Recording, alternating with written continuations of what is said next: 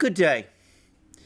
An important meeting took place in the House Armed Services Committee on 15th June 2021, in which a group of senior US military officials spoke about the problems that the United States would face in light of recent Russian submarine developments. Now, before I discuss this topic in further detail, I think some history and some general outline of the nature of the problem is in order. Before I engage in it, however, and before I discuss in further detail the further points that I intend to make in this video, I need to make one particular point clear. The first, that is that I am not a person who has served in any military, that I am not obviously a military theorist, and I have no technological or engineering background at all. What I am going to say is based upon my own knowledge of recent modern history and what appears in open sources. Anyone who disagrees is welcome to, but I am going to say here what are my views based, as I said, on the information that has been made public and which I have read. Now, briefly, I think when discussing naval developments of any kind, it's important to make a few points particularly clear. Firstly, when discussing submarines, it's important to stress that there are two different types of nuclear submarines in service with the major navies. One are fleet submarines or attack submarines, or as the British sometimes call them, hunter-killer submarines. These are submarines whose primary purpose is to engage other warships or perhaps even civilian ships. And an other form of naval submarine is the strategic ballistic missile submarines, like the Ohio submarine of the United States Navy and the Mercouris submarine of the Russian Navy, which in each case launch long-range intercontinental missiles with nuclear warheads, which form part of the respective countries' deterrent forces. I do not intend in this programme to discuss the latter class of submarine. I am not just going to discuss the Ohio or Mercouris submarines or the ballistic missile submarines at all.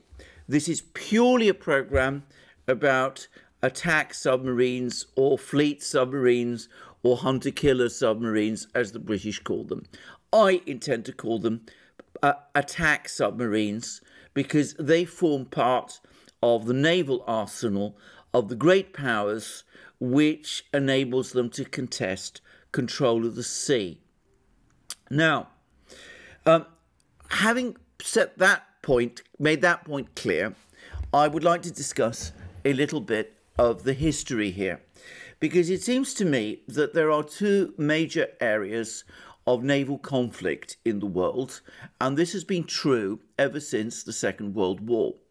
One is the Pacific, and the other is the Atlantic. And the United States, uniquely in the Second World War, was engaged in both of them. Now, these two areas of conflict, of naval conflict, the Pacific and the Atlantic, it seems to me, are profoundly different from each other. The Pacific is simply enormous. It is a vast territory with enormous different distances, which cannot be controlled by land-based air power from any point, either in terms of islands located within it or in the surrounding mainlands. The North Atlantic, by contrast, is different. It is small enough that, especially in the territory of the North Atlantic, it can be covered by land-based air power. And moreover, here, the United States has an inbuilt advantage because as an Atlantic power, it has a powerful opportunity to extend air power across the Atlantic from its east coast. And of course, it also has allies and naval bases that ring both the Atlantic's northern regions in Greenland, Iceland, and the Faroe Islands, and also, of course, in its eastern side with the American bases that exist in the island of Britain, and with the resources that the British, firm allies as they are of the United States, can throw into this conflict also. Now, this difference in geography has in the past made for profound differences in naval conflict. The impossibility of controlling the entire Pacific from ground-based air forces meant in the Second World War that the Pacific War was fought by surface fleets with the aircraft carrier essentially the queen of the battle. The North Atlantic being different, with ground-based air power able to dominate it, and with the United States and its ally Britain in an overwhelming position of advantage, the struggle did not take place on the surface, but under the surface in the form of a submarine conflict. And here again, we see the difference. Whereas in the Battle of the Pacific, the most important naval unit, naval warship, the queen of the battle, was the aircraft carrier. In the Battle of the Atlantic, it was the submarine. Now, obviously, that was in the 1940s, and technological developments today have advanced so far that one can validly say that we live in a totally different technological age from the one which existed in the Second World War. However, the geography is essentially the same. And in my opinion, that still causes similar influence to exert itself on naval developments. In the Pacific, it is the aircraft carrier which still prevails as the major unit of combat. Great powers, if they are to dominate the Pacific, need aircraft carriers in order to achieve aerial dominance, which is essential for controlling and overwhelming rival surface fleets.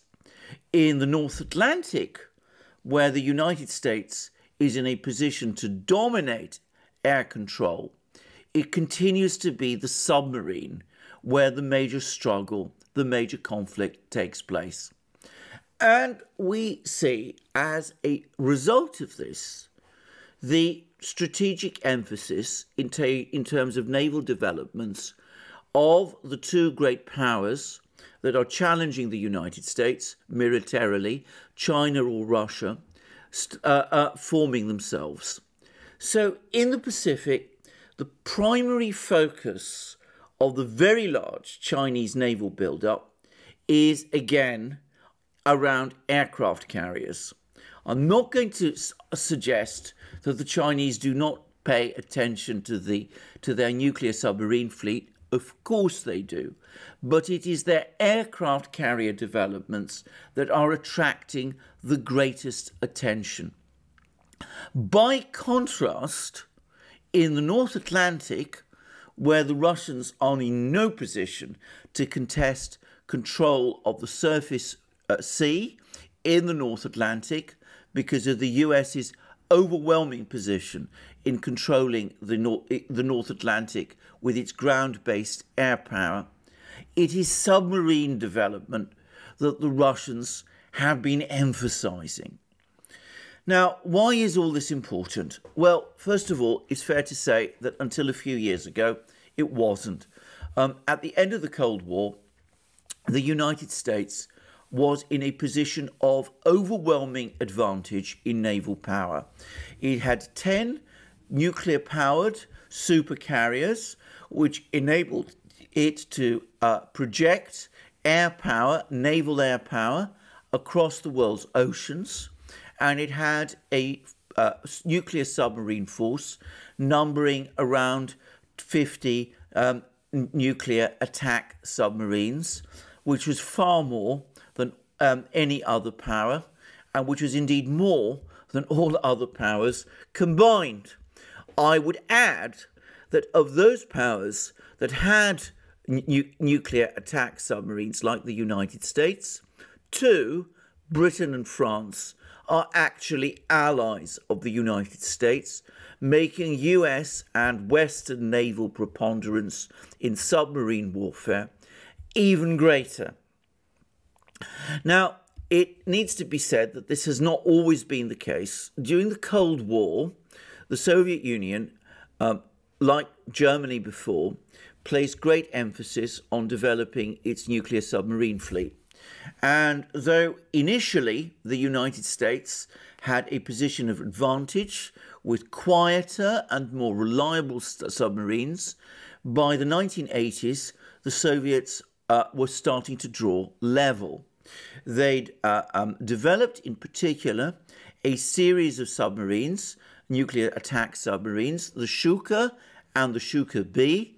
The Americans called them respectively the Victor III submarine and the Akula submarine, which were practically level in terms of technological sophistication and quietness and reliability with the submarines operated at that time by the United States.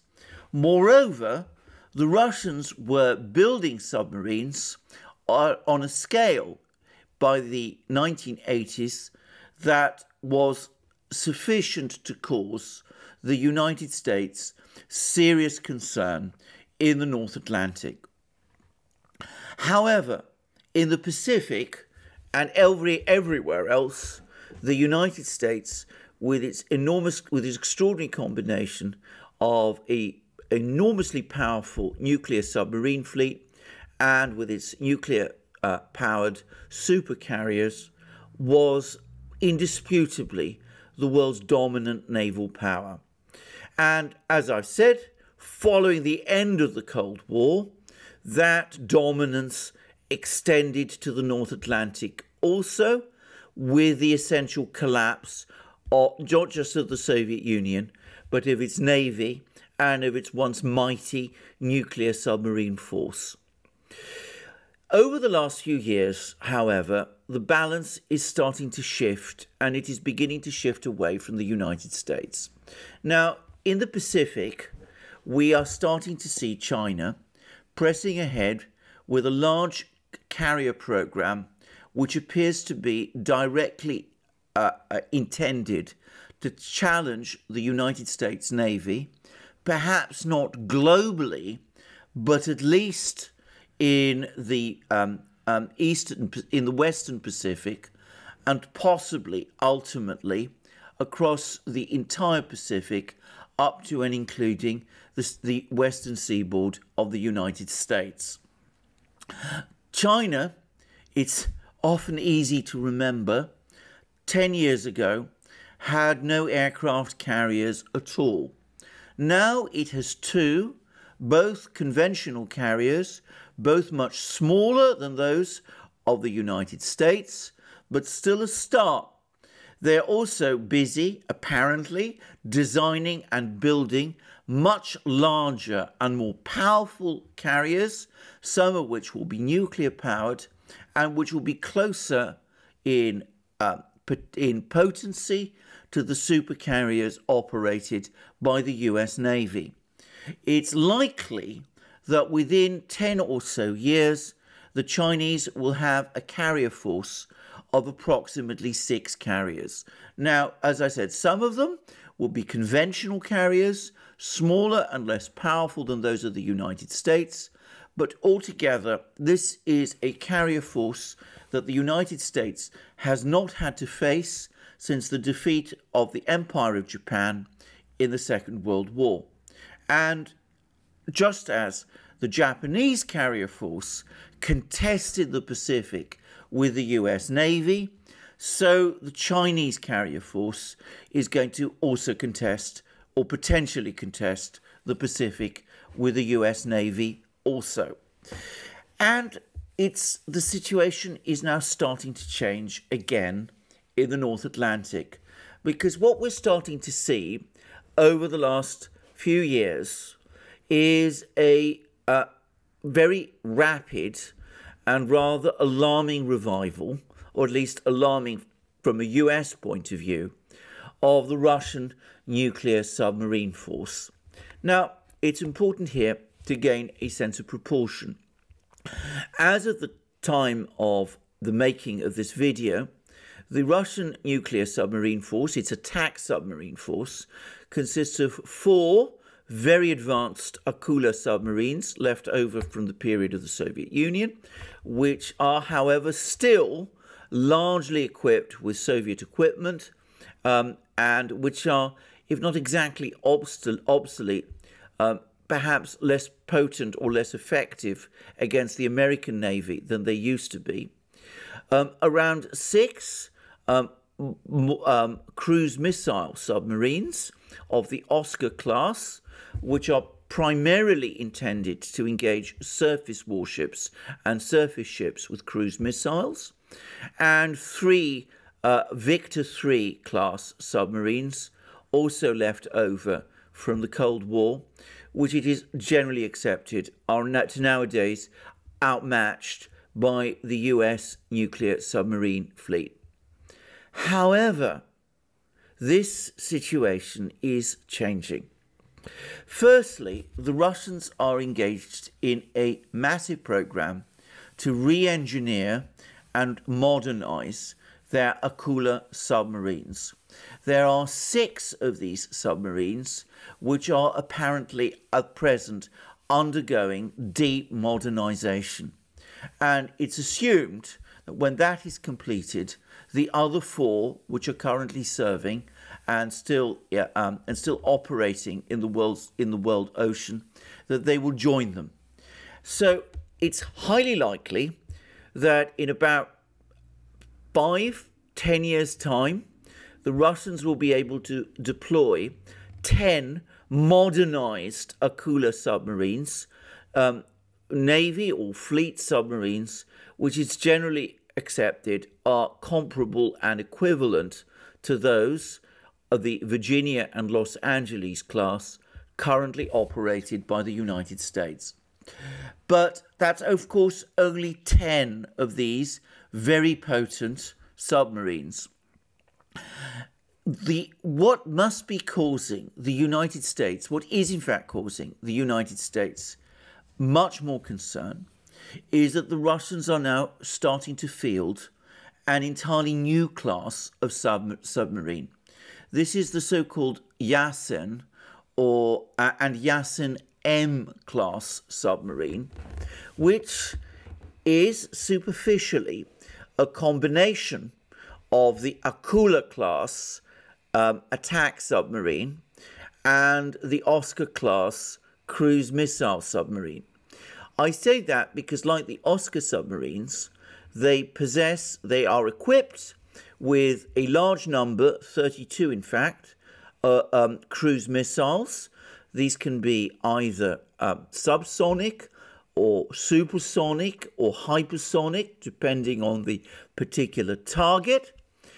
But as well as being cruise missile submarines, they are also apparently and potentially very powerful fleet or navy submarines able to take on the American Virginia and Los Angeles class submarines and the 2 Seawolf submarines that the United States also fields, not just on level terms, but perhaps even on some points on superior terms.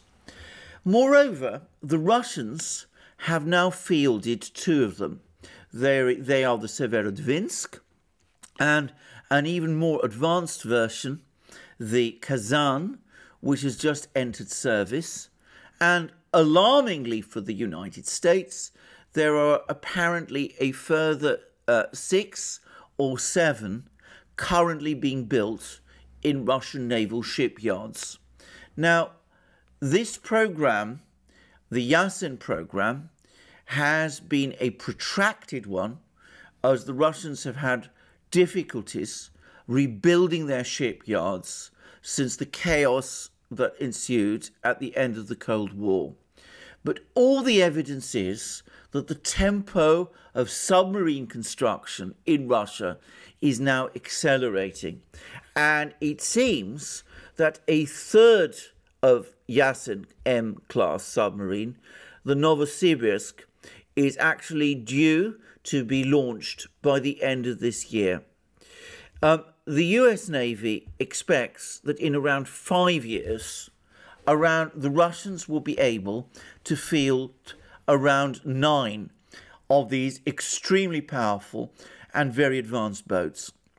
Now, at that point, the Russian Navy will go from a situation where it has perhaps 4 submarines, nuclear submarines, which are a match for those of the United States, the Akula class, the 4 Akula class boats, to a situation in about 5 years where it will have perhaps 18, maybe even 20 if you add in 2 Oscar class boats, which are apparently also being modernized to bring them up to modern standards. Now, that is a dramatic increase in submarine power in the North Atlantic, comparable, in fact, to what one used to see during the period of the Soviet Union. The United States, with 50 nuclear submarines, would continue to be the major power, possessing more nuclear submarines than any other country. But of course, the US Navy is a global navy. It has to operate everywhere and in all the seas and oceans of the world. The Russians, by contrast, only have to concentrate their nuclear submarines in essentially 2 places. One is the North Atlantic, where the great bulk of these submarines will be based. The other is the Sea of Okhotsk in the Pacific, where the Russian nuclear submarines, the attack submarines, act as guards for the ballistic missile submarines that are stationed there. So the United States is going to find it increasingly difficult to match this very dramatic increase in Russian submarine naval power that is due to take place in the North Atlantic, and which is due to evolve and become increasingly visible shortly. And to add to America's problems, there are indications that the Russians may be thinking of building a further class of submarines beyond the Yasen.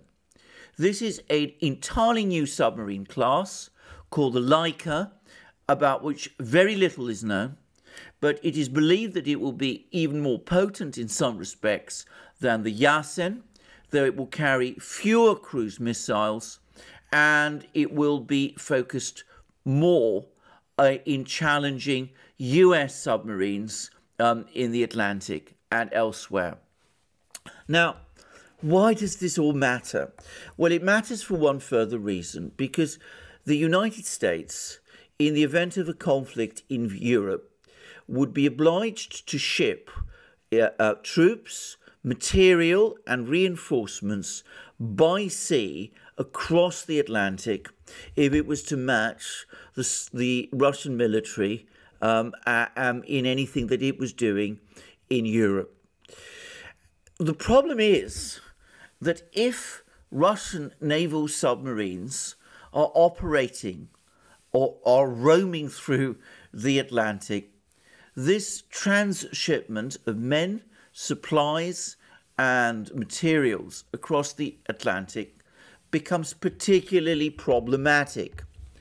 Bear in mind that 2 of these classes of submarine, the Yasen and the Laika, are equipped with cruise missiles, which are specifically intended to destroy surface ships. These could be surface warships, but they could also be the transports which are intended to ferry those troops and supplies and reinforcements across the Atlantic. At that point, the US's entire logistical tail, upon which the US military in Europe depends, starts to look extremely shaky, leaving the Russians in a potential position of overwhelming advantage in terms of a land conflict in Europe. So that is the nightmare scenario that the United States must be worrying about and must be confronting. And that brings me now to that discussion which took place at the House Armed Services Committee on 15th June 2021. Now, the major spokesperson there was not a naval officer, but another military official, Air Force General Glenn Van Herk, who is the head of the US Northern Command and the US Canadian North American Aerospace Defense Command. And he gave US lawmakers a specific warning that the Yasen class guided missile submarines of the Russian Navy pose a challenge to the US military such as they have not faced before. Moreover, he was backed in what he said by a whole phalanx of other military officials. The Drive says that they were Assistant Secretary of Defense Leonard Temero, Missile Defense Agency Director Navy Vice Admiral John Hill, U.S. Army Space and Missile Defense Command Head Lieutenant General Daniel Kabler, and U.S. Space Command Chief Space Force Lieutenant General John Shaw. Now, these are predominantly, it must be said, Air Force or ground force officials, but other US Navy commanders have made similar points. In fact, there was a long discussion about a year ago, but at a conference, a US NATO conference, where the officials were addressed by Navy Vice Admiral Andrew Lewis, who made many of the same points about the challenges faced by the US Navy from the growth of the Russian submarine force, as General Van Herk made. In fact, Vice Admiral Lewis put it like this: our ships can no longer expect to operate in a safe haven or on the East Coast, or merely cross the Atlantic unhindered to operate in another location. And in various discussions which have taken place on the part of US Navy officials, we learn alarming facts, such as the fact that the first Yasen submarine that the Russian Navy deployed, the Yasen, was able to disappear under the ocean in the Atlantic from the US Navy because it was so quiet and so stealthy, and the US Navy was unable to track it or find it. So this is a potential and extremely alarming threat. Now, what does the United States do in response? Now, if we just a case of dealing with the Russian submarine threat, I think the United States could cope with it. I mean, it has the industrial and technological and scientific resources to match anything that the Russians are doing. And of course, it has in the US Navy a highly professional and dedicated force, which would be certainly capable, in my opinion, of giving a powerful account of itself against Russian submarines. The problem that the US Navy has is that it is not only taking on the Russians. It now faces, for the first time since the Second World War, a second great power competitor, which is the Chinese Navy in the Pacific. I've spoken already about the Chinese carrier build-up, which could see the Chinese, within a period of, say, 5 to 10 years, operating 6 carriers in the Pacific, challenging those of the United States. But of course, the Chinese also are busy with their own nuclear submarine programs. And though it is universally acknowledged that Chinese nuclear submarines are, for the time being, in no conceivable sense analogous in terms of technical sophistication or quietness or reliability to those of the United States and Russia, there is every prospect that that may change. Especially alarming for the Americans must also be the possibility that the Russians may share with the Chinese submarine quietening technology and indeed other submarine technologies which the Russians are known to be extremely advanced in, like sonar technology and all the rest, which the Chinese at the moment are behind in. That has happened in the past. There's no doubt at all, for example, that the Chinese Air Force has learnt a great deal from its purchases of Russian fighter jets, which have been taking place since the 1990s, and technology transfers between Russia and China. And the Chinese have also been able to learn a great deal from the Russians in terms of developing radar technologies. If the Russians follow this up by sharing submarine technology with the Chinese, then it's conceivable that the Chinese submarine force will make a quantum leap in the Pacific and will, as well as the carrier force, start to pose a major challenge there to the Navy of the United States. So that is the problem the United States faces.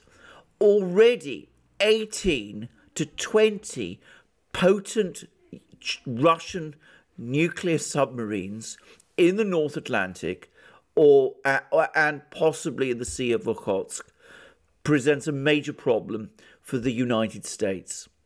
But with the Russians likely before long to add to those 18 submarines, and with the Chinese very probably building submarines of their own, and with the Chinese forging ahead with their carrier programs, it's very easy to see how the United States could face a commitment crisis. So what does the United States do? Well, first of all, I know that there are many people in the United States who still believe that it is within the range of US power to meet these two challenges in the Atlantic and in the Pacific from the Russians and from the Chinese simultaneously. I think that would be a foolhardy and unwise thing to do. I think people who talk in this way perhaps do not understand, firstly, the constraints on naval construction and also the difficulty in manning more submarines than those which the United States already has. I have heard that the current force of about 50 nuclear attack submarines which the United States currently operates is close to the maximum that the United States could reasonably expect to field. If so, then spreading this force between the Atlantic and the Pacific against the Russians and the Chinese simultaneously is going to place these submariners who operate these submarines under enormous strain, cutting their time off duty and causing the submarines to wear out faster as they failed to meet their necessary maintenance time in dock. Before very long, the United States could face a commitment crisis which could lead to serious problems both in the Atlantic and the Pacific, with the US Navy outmatched in both oceans in ways which have never happened any time before. So I don't think the prospect of engaging the Russians and the Chinese in a naval arms race is really a good one. The United States could try, conceivably, to turn these two countries against each other, but as has become increasingly clear, the Russians and the Chinese are extremely wary of American attempts to do that. On the contrary, they seem at the moment intent on forging forward, improving their relations, and developing what has in effect become an alliance between them. So what else can the United States do? Well, I think that there is a simple diplomatic solution, and it's one that the United States, by the way, pioneered once before in the 1920s, when it suggested and got the other great powers to agree to limits on naval construction, particularly limits on battleships, which in the 1920s were seen as the most important warships. That was something that was agreed in the 1920s. It eventually broke down in the 1930s, but it seemed to work for a time. I think it could work again, and I think it could work on a more stable and enduring basis. I say that because my assessment is that the current leaders of Russia and China are rational people who have no particular wish to get themselves engaged in a military arms race with the United States. I think that in their own self-interest, they would be prepared to agree to limits on the extent of their warship construction, both in terms of submarines and possibly in terms of carriers also. But, and here is the hitch, the problem is that before they did that, they would expect important political concessions from the United States. And it's not difficult to see what those would be. Firstly, it seems to me that both the Russians and the Chinese would insist that certain seas and oceans close to their territories, their countries, or that circle their countries, should be places where the United States accepts that Russia and China have the predominant influence, and in fact that these seas and that these particular seas and stretches of water fall within Russian and Chinese spheres of influence. The most important of these are the South China Sea, which is crucial to China, and the North Sea route along the Arctic, which is very soon, most likely, going to be crucial to Russia. But there are others also, which one should also include. There is also the North China Sea, which is important for China. There is the Sea of Okhotsk, which is important for Russia. And there is the Black Sea, which is important for Russia also. The United States, up to now, insists on its right to navigate freely whenever it wishes in all these seas and oceans. If it is going to agree to limits, if it is going to agree limits on Chinese and Russian naval construction, it may have to accept that it cannot do so any longer. That may be difficult for some people in the United States to accept, but bear in mind that if naval developments continue as they are, it's going to be increasingly dangerous for the US Navy to operate in these seas and oceans anyway. So perhaps it is better for the US to agree that now and do so in a face-saving and structured way, rather than be driven out of these seas and oceans, as perhaps in 10 years it might find that it will be. The other aspect of this, I suspect, is going to be even more difficult, because both the Chinese and the Russians have major issues of concern to themselves along their respective borders, where they find themselves currently in contention with the United States.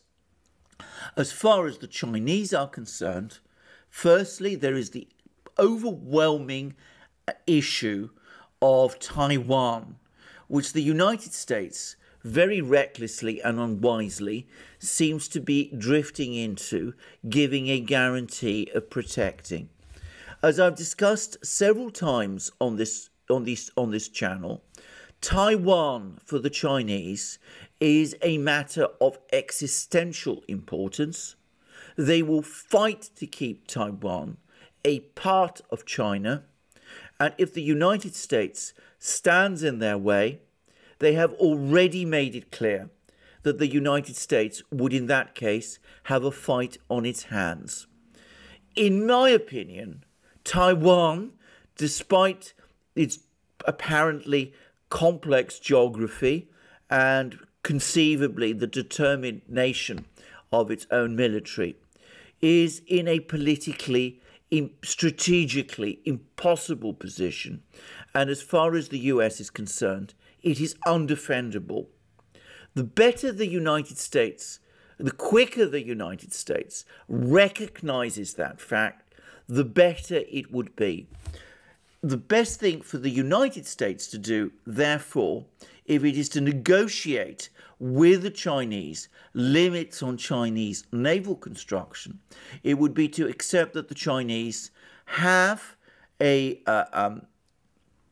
genuine connection to Taiwan, and that the United States will not interfere in the process of China-Taiwan reunification, which is bound to come. It seems to me that is a realistic position. It does not exclude the United States negotiating on Taiwan's behalf, but a realistic view has to acknowledge that sooner or later Taiwan will be reincorporated in the mainland of China, and it's possibly better for the United States that be done sooner in a structured way than it be done later in a violent and very dangerous one, and one which can only end in humiliation for the United States and possibly defeat there. I know many Americans will find that a very difficult decision to accept, but let's be very clear. The extent to which the United States can influence events in and around Taiwan is problematic already, and over time it is likely to become still more so.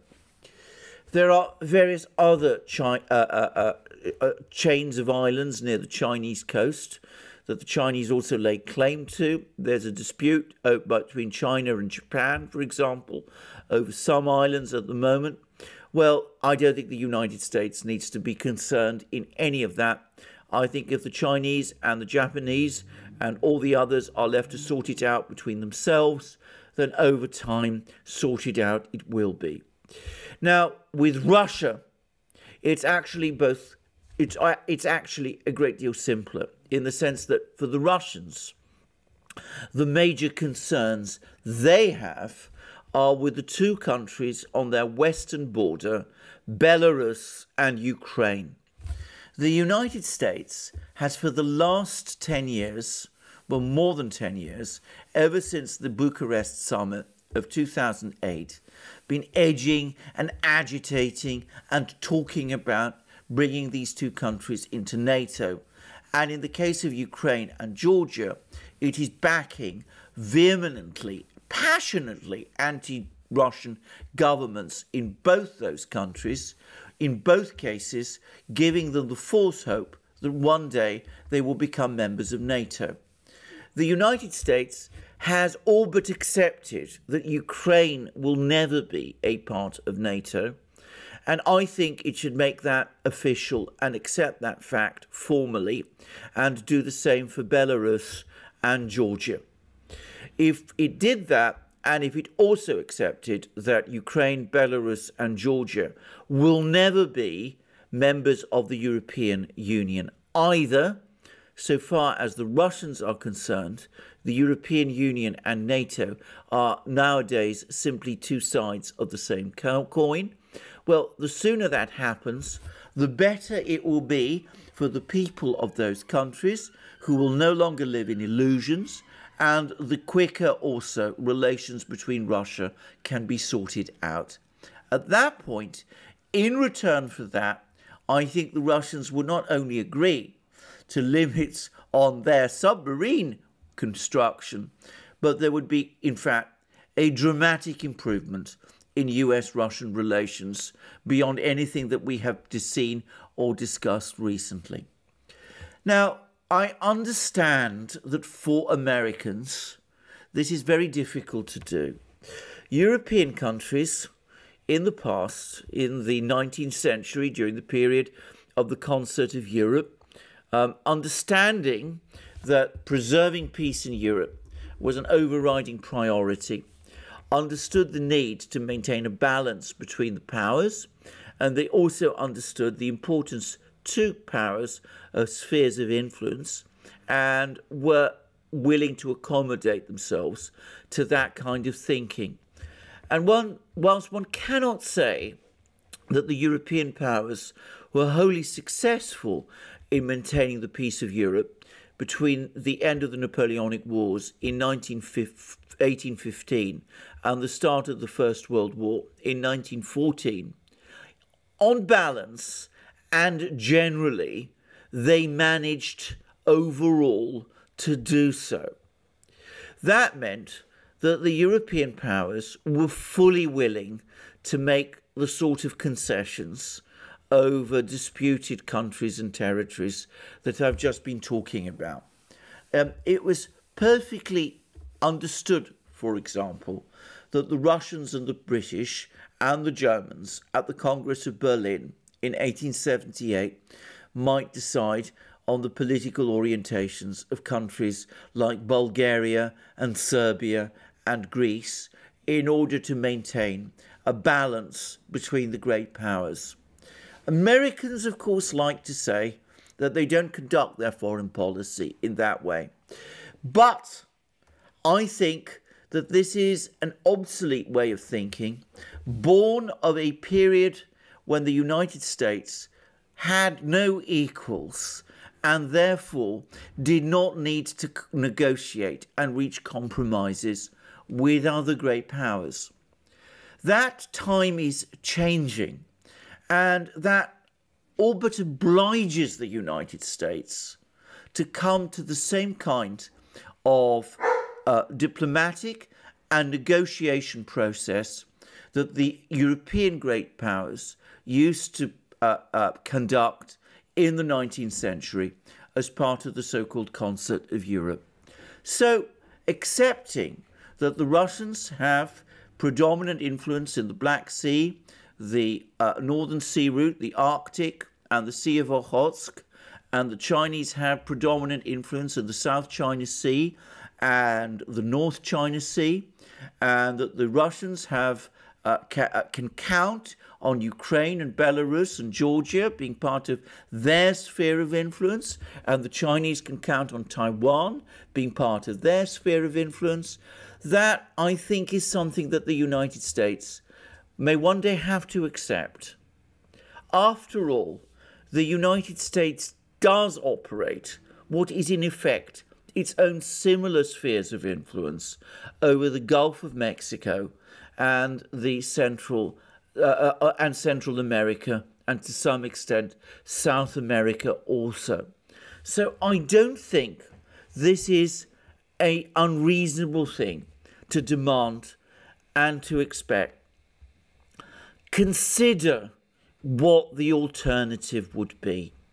It would mean the United States facing off against Russia and China in an uncontrolled naval race in which the Russians are building more and more submarines, challenging the position of the United States in the North Atlantic, and the Chinese are building more and more aircraft carriers and nuclear submarines, challenging the position of the United States in the Pacific. And the grossly overworked US Navy is struggling to keep up simultaneously with both.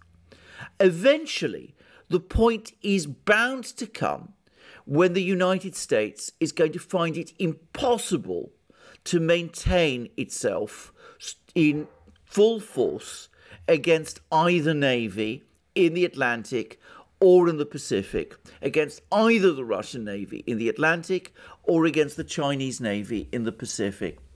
At that point, the United States will find itself in a position where, instead of being able to negotiate concessions, it might be forced into conceding them. And that would be a very bad thing for the United States to do, to find a very bad position for the United States to find itself in. For one thing, though I believe that the present leaders of Russia and China are rational and up to a point even reasonable people, no one can be sure that in 10 years' time the same will be equally true of their successors. The Russians and the Chinese might be prepared to make deals. In fact, I'm sure they would be prepared to make deals on the lines I have outlined now, when the United States is still in a position of advantage. But in 10 years' time, their successors, finding themselves in a position of advantage over the United States, might be much less willing.